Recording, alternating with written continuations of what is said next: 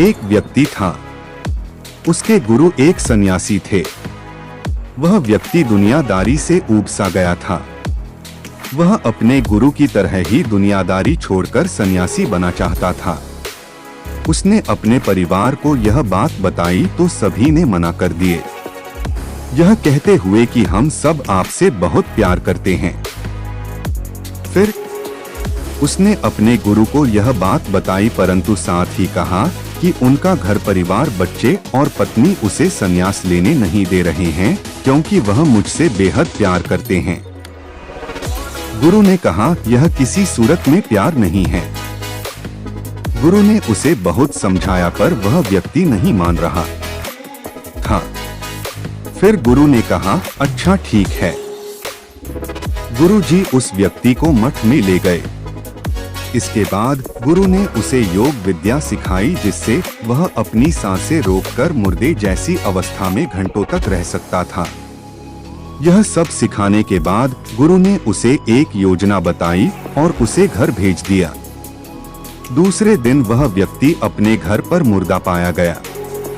परिवार के सारे लोग इकट्ठे हो गए। सभी रो रहे थे, विलाप कर रहे थे। वही उसकी पत्नी सबसे ज्यादा दुखी हो रही थी। पूरे घर में कोहराम मच गया था। सभी की आंखें नम थी। वह व्यक्ति मुर्दा अवस्था में था, मगर योग अभ्यास से आसपास के माहौल को महसूस कर सकता था और सुन सकता था। उसे बड़ा सुकून मिला कि उसका परिवार उसे कितना प्यार करते हैं। अंततः उसने संन्यास का इरादा त्यागने का फैसला कर लिया। कुछ ही देर बाद उस व्यक्ति के गुरु वहां पहुंचे। गुरु ने सभी को शांत किया और अपने शिष्य के पड़े शव को देखा। कुछ देर शव को देखने के बाद उसके परिवार वालों को कहा, इस शव में जान फूंका जा सकता है। इस व्यक्ति को मैं अपनी विद्या से जिंदा कर सकता हूं। यह बात सुनकर घर के सभी लोग बहुत खुश हो गए। सभी को एक उम्मीद की किरण नजर आ रही थी। फिर सभी ने उस सन्यासी से कहा, तो आप यह काम जल्द से जल्द करिए।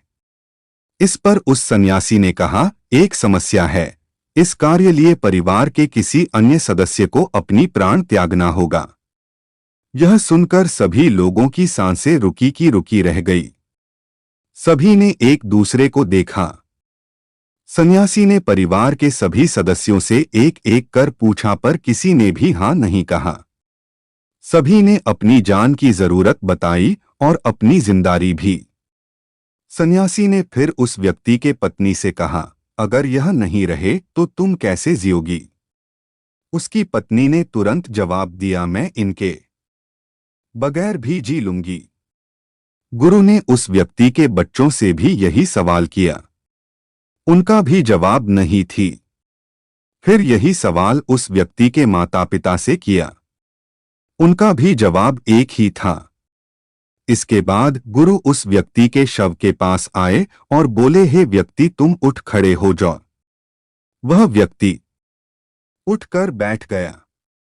फिर उसके गुरु वहां से जाने लगे। उसने अपने गुरु को रोका और गुरु से कहा, मैं भी आपके साथ चलता हूं।